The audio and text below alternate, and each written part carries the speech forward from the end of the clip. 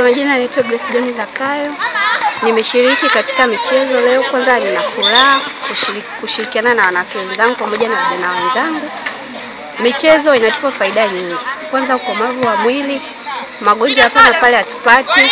Kwanza tumefurahia, yani kuelekea kilele cha wanawake tunafurahia sana kama unavyoona. Na washauri vijana wenzangu wajitokeze. Kwanza swala zima la michezo linaleta ajira. Kwa utakapojitokeza utapata ajira kupitia swala zima la michezo. Kwa majina naitwa Jamila Gati na nashukuru kwa bonanza la siku ya leo. Tumefurahi sana michezo kama wanawake na tunashukuru pia kwa ushindi wa kila aina ambao tumepata, uchezaji wa magunia, kuvuta kamba.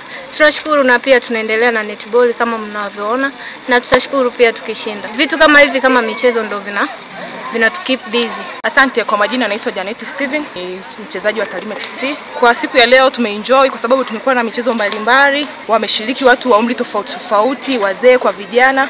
Tunashukuru kwa bonanza hili kwa sababu wametufanya tumekuwa busy kwanza, afu tumefurahia kuwa pamoja.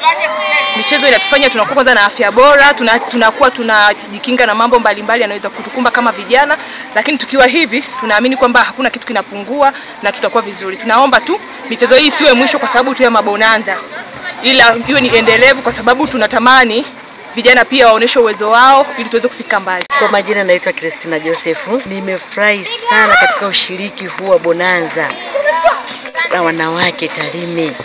Jamani, tunaomba mnaotuona huko mtukumbukage kwenye mabonanza haya, maana tumechangamsha miili yetu, na ukizingatia umri wangu miaka 57, lakini leo nimekimbia, nimevuta kamba, nimecheza mchezo wa mazoezi wa viungo. Jamani, nimefurahi sana kwa kweli kwa Tarime kwa kuwakilisha wakina mama tuamke. Kumbe inawezekana hata wazee wenye miaka 60 tukacheza na miaka 50. Afisa maendeleo wa utamaduni katika wilaya ya Tarime ili aweze kuwa anahamasisha mabonanza wakina mama kuanzia umri wetu huu kwa ajili ya mazoezi ya viungo. Tusizoee tu ile asubuhi kufanya usafi. Kwa majina naitwa Kasta Donald Aule.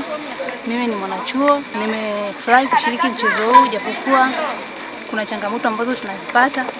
Tumekutana na timu ambayo kidogo iko faster, lakini tunaahidi tutafanya vizuri katika vipindi ambavyo vinaendelea. Tunaamini kwamba tunaweza. Siku wanawake imekuwa nzuri na imekuwa yenye furaha. Ninachoomba tu siku zinazozidi kwenda, siku wanawake endelee kuboreshwa ili tuzidi kufurahi zaidi. Kwa majina naitwa Mwalimu Teddy Eli Msangi.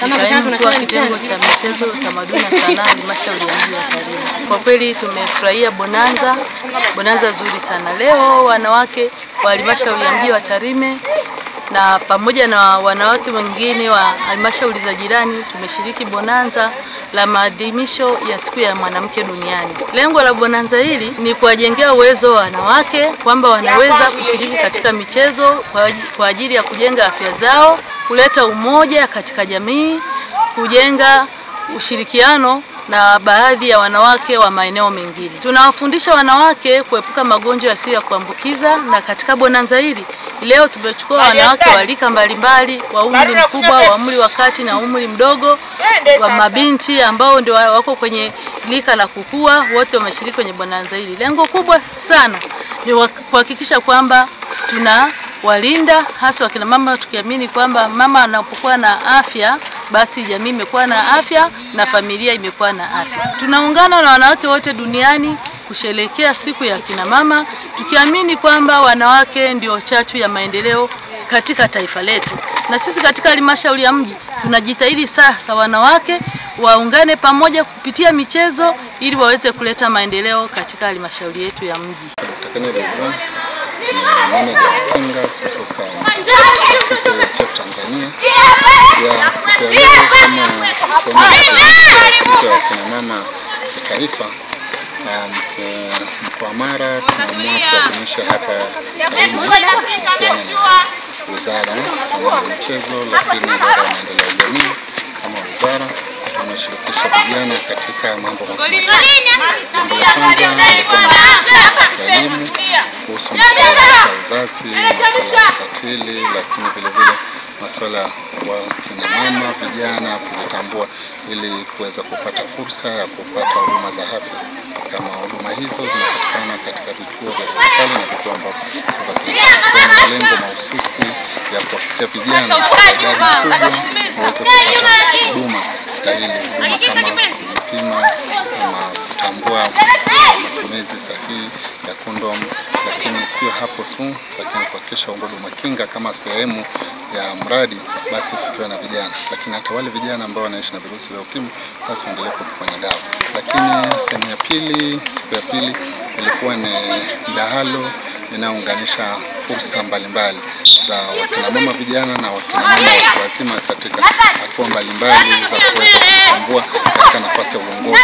Ni fursa kubwa sana, wamepata elimu, wameweza kuangalia changamoto inayowafikia vijana.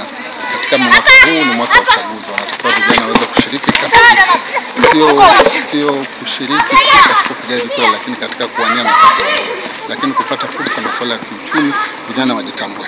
Uongozi unaendana na masuala ya kiuchumi. Wanapokuwa na uwezo mpana wa kuweza kumiliki mali, basi ndio inawapa nafasi kubwa ya kuweza kujitoa mbele na kuhakikisha kwamba zile nafasi ambazo zinawaniwa kuanzia nafasi ya udiwani, ubunge, basi inakuwa ni fursa kubwa kwa vijana. Sasa waunganisha na wakina mama ambao ni watu wazima, imetoa nafasi kubwa ya wao kujitambua, na walikuwepo washiriki mbalimbali waliopata fursa na nafasi kubwa ya kuweza kwa mapana kueleza kuhusu uongozi na namna gani ambavyo wanatakiwa waweze kujikita katika masuala ya kujikwamua kiuchumi. Lakini leo tumeona tumeshiriki katika shughuli kujenga afya. Afya ni muhimu. Tulianza pale na kukimbia warm up. Baada ya warm up tumeona michezo mbalimbali kama kukimbiza kuku, mchezo kukimbia kutumia magunia, lakini hata sasa hapo naweza ukaona wanashiriki bonanza ya michezo. Hii yote ni kuweka vijana kuwa fit kiakili. Vijana wanapokuwa fit kiakili inawapelekea hao hata afya zao kuwa imara, lakini pia inawapelekea kufikiri positive. Yani unapofikiri chanya inampa vijana fursa ya kutambua kwamba kama ambavyo kauli mbiu ya tu mbalimbali inavyosema kwamba tumekufungulia dunia huo unachotaka, na hao tuna vijana wamefunguliwa fursa kuweza kujitambua. Sio kuunganisha elimu ya afya wamepata mdahalo kuhusu uongozi na kuunganisha michezo. Sasa tunaimarisha hali ya fikra kwa vijana, kutambua kwamba vijana ni nguvu ya taifa, kuingilia kile ambacho serikali inaona kwamba vijana wawe imara wakati wote, kuhakikisha kwamba wanakuwa imara kiakili, kiafya na kiuchumi. Kina mama oye! Nadhani sababu zipo za kufanya hiyo, kwamba kuwe na siku ya wanawake ambayo ni maalum kabisa duniani. Sababu zinaweza zikawa nyingi, lakini moja kubwa sana ni kutambua umuhimu na mchango mkubwa ambao nyie kina mama mmekuwa mkiutoa katika ngazi ya familia, ngazi ya kaya, jamii zetu na kimataifa pia. Kwa baadhi ya jamii, mama huyo ameonekana kama sio mtu ambaye anastahili kuwa na vitu fulani. Lakini nilikuwa naangalia kwamba kilele cha mwaka huu kitafanyika Jumamosi, kesho kutwa. Lakini kauli mbiu ni ipi? Yetu mwaka huu, mimi nimeangalia hapa haraka inasema hivi: wanawake na wasichana 2025. Tuimarishe haki, usawa na uwezeshaji. Kwa nini hayo mambo makuu matatu? Yeyote hapa kati yetu ana haki zake, si ndio? Lakini moja kubwa ni kwamba una haki yako ya kuishi. Una haki ya kutambuliwa, una haki ya kuthaminiwa, una haki ya kuendelea, una haki ya kuajiriwa, una haki ya kuishi na mambo mengine. Kwa hiyo kama mwanamke ujue kwamba una haki zote ambazo mwanaume pia anazo. Lakini pia kuna swala zima la usawa.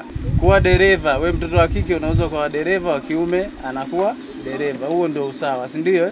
Usawa, unaweza ukaenda shule na yule mwingine akaenda shule. Sio kwamba eti mtoto wa kike akifaulu ionekane kwamba huyo hana haki ya kwenda kusoma, hapana. Lakini la msingi zaidi kwa zoezi letu la leo, bonanza letu, nafikiri limefanikiwa kwa sababu tunataka watu wenye afya bora. Ukiwa na afya bora ina maana utakuwa na akili iliyo bora. Nitumie fursa hii kuwashukuru tena. Tarime ni mahali pazuri. Lakini nitoe wito pia kwa vijana, mna fursa, mna haki ya kuishi.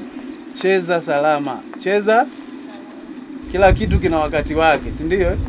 Jipende, utaishi. Jipende, utakuwa yeyote kama afya yako iko timamu.